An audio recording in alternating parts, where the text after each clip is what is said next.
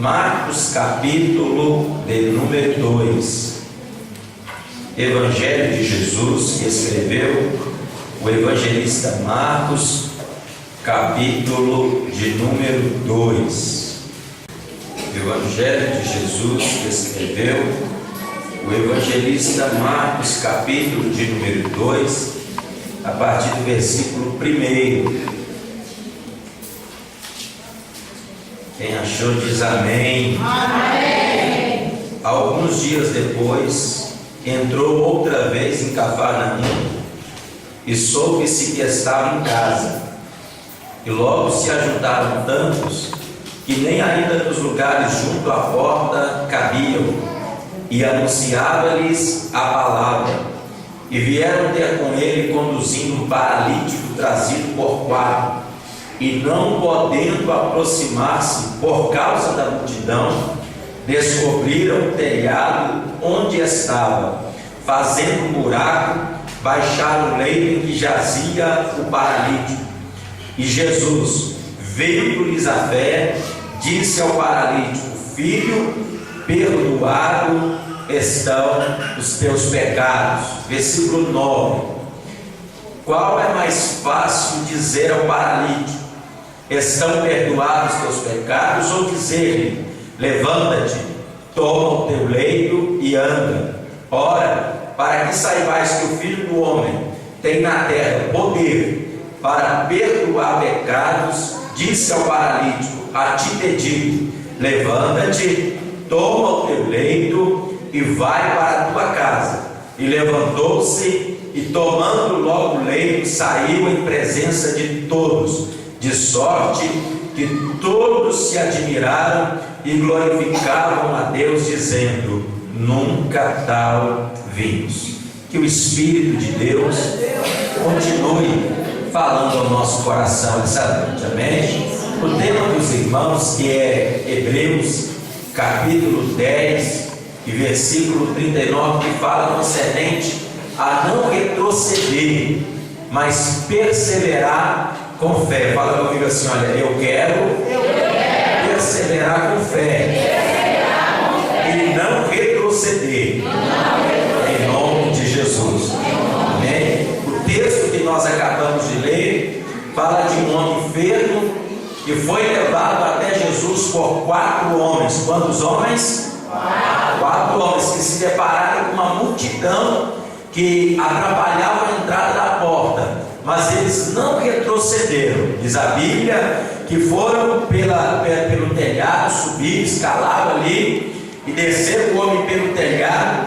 E diz a Bíblia que Jesus, vendo a fé deles, curou os homens. Então fala de um texto que eles perseveraram e pelo fato de Jesus ver a fé deles, curou o homem, amém? Fala comigo assim: nessa noite a minha fé vai ser vista e o nome de Jesus vai ser glorificado na minha vida, amém? Interessante isso, amém? De Jesus vendo-lhes a fé, aleluia. O Evangelho de Marcos, que nós lemos aqui, capítulo 2, dos 4 evangelhos, irmãos, ele é o menor, ele tem apenas 16 capítulos.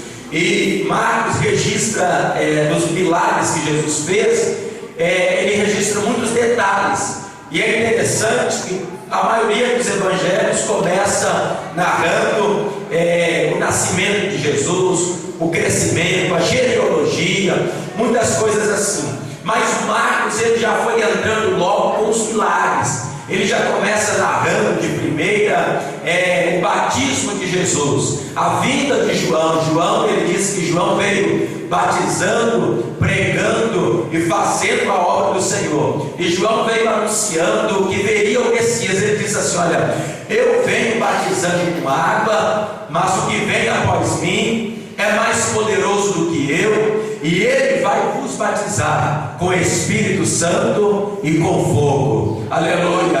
E ele vinha anunciando, pregando e falando. Certa feita, Jesus se aproxima, ele dá uma olhada, e ele diz: quando Jesus se aproximou, ele disse: eis o Cordeiro de Deus que tira o pecado do mundo, aleluia. Jesus não amacia o pecado, não elogia, mas ele arranca o pecado do mundo. Eis tira o pecado do mundo. João foi chegando e Jesus falou: João, eu vim para ser batizado por ti. João deu uma olhada para ele e falou: não, é eu que tenho que ser batizado pelo Senhor.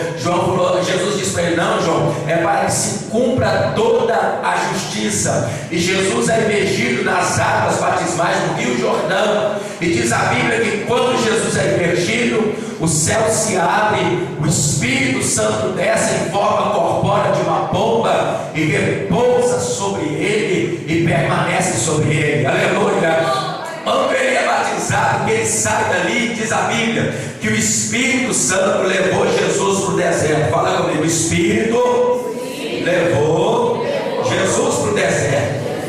Porque tem gente que pensa que é só o capeta que leva os outros para o deserto, é só a luta que leva os outros para o deserto. Irmãos, o Espírito Santo também às vezes leva a gente para o deserto. Aleluia!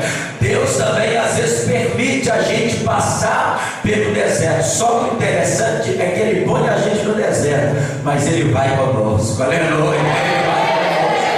Aleluia! Ele vai no deserto, passa 40 dias, 40 noites sendo tentado por Satanás. E a Bíblia diz que nos últimos dias, já com bastante fome, Satanás chega e falou com ele: se tu és o Filho de Deus, manda que essa pedra se transforme em pães. Jesus disse para ele: nem só de pão viverá o homem, mas de toda palavra que procede da boca de Deus. Aleluia! A segunda vez Satanás vem, Jesus deu mais uma nele, ele toteou.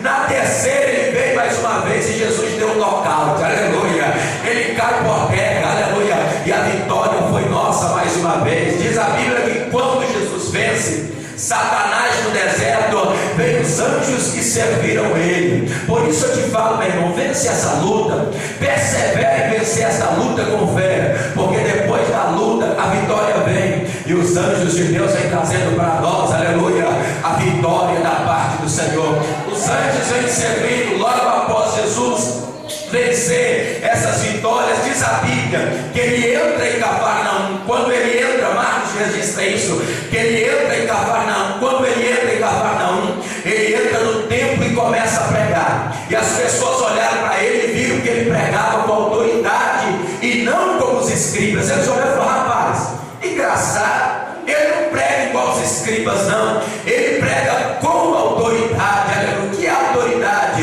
É a unção de Deus que estava delegada na vida de Jesus. Porque tem muita gente pregando, meu irmão, mas pouca pessoa com autoridade. Tem muita gente cantando, mas falta autoridade. Muita gente pastoreando, mas falta autoridade.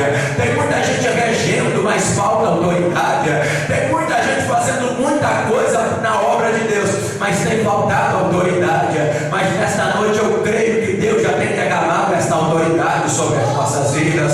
Essa noite eu creio que esta unção ela vai te tomar e você vai fazer a obra de Deus com autoridade. Quantos acreditam nisso? Podem glorificar a Deus. Aleluia! Aleluia! Ele prega com autoridade. Quando ele está pregando, um demônio se manifesta na vida de um moço naquele culto, e diz a Bíblia que Jesus chega e Satanás começa a falar no culto, começa a dizer coisas no culto, e ele diz: ah, Deus contigo, Jesus Nazareno, vieste nos destruir. E Jesus só deu uma ordem e disse assim: olha, cala-te e sai dele. Cala-te e sai dele. Diz a Bíblia que na mesma hora Satanás saiu. Aleluia! E é interessante, meu irmão, que Jesus falou assim: cala-te e sai dele. Tem muito lugar por aí que o povo agora não expulsa mais o demônio, não. Antes de expulsar, tem que fazer a entrevista. Qual é o seu nome? Qual é o seu endereço? Só falta perguntar a sua identidade. Aleluia! E vai perguntando tanta coisa. O diabo fica igual anda, vai falando, faz graça. Aleluia! Agora eu vejo Jesus só falando uma coisa: cala a boca e sai dele. Porque a igreja não é lugar de capeta falar. Aqui quem fala ainda é Deus. Aleluia! Aqui quem fala ainda é o profeta, é o pastor da igreja. Aqui quem fala é quem tem a unção de Deus. Jesus só falou uma coisa: cala-te e sai dele. Aleluia! Você pode adorar. Aleluia! O Deus que ainda fala em nosso meio. Aleluia! Cala-te e saia dele. A Bíblia diz que na mesma hora saiu. Jesus agora sai daquele templo, e diz a Bíblia que ele entra na casa de Pedro. Quando ele entra na casa de Pedro, a sogra de Pedro estava enferma, com febre, doente. E diz a Bíblia que Jesus ouve que ela está enferma. Ele se levanta do seu lugar. Interessante que ele se levanta, vai até onde estava a sogra de Pedro, pega na mão dela e levanta ela. E a Bíblia diz que na mesma hora ela foi curada. Ele pegou na mão dela, levantou ela e ela foi curada. O texto sagrado diz que ele não falou nenhuma palavra, ele só pegou na mão dela, levantou ela e ela foi curada. Não falou nada, foi só a presença dele. Foi só a presença dele, aleluia. Foi só a presença dele. Porque tem gente que pensa que para a festa ser boa tem que vir a presença do pregador renomado no Brasil. Tem gente que pensa para a festa ser boa tem que vir um pastor presidente da convenção.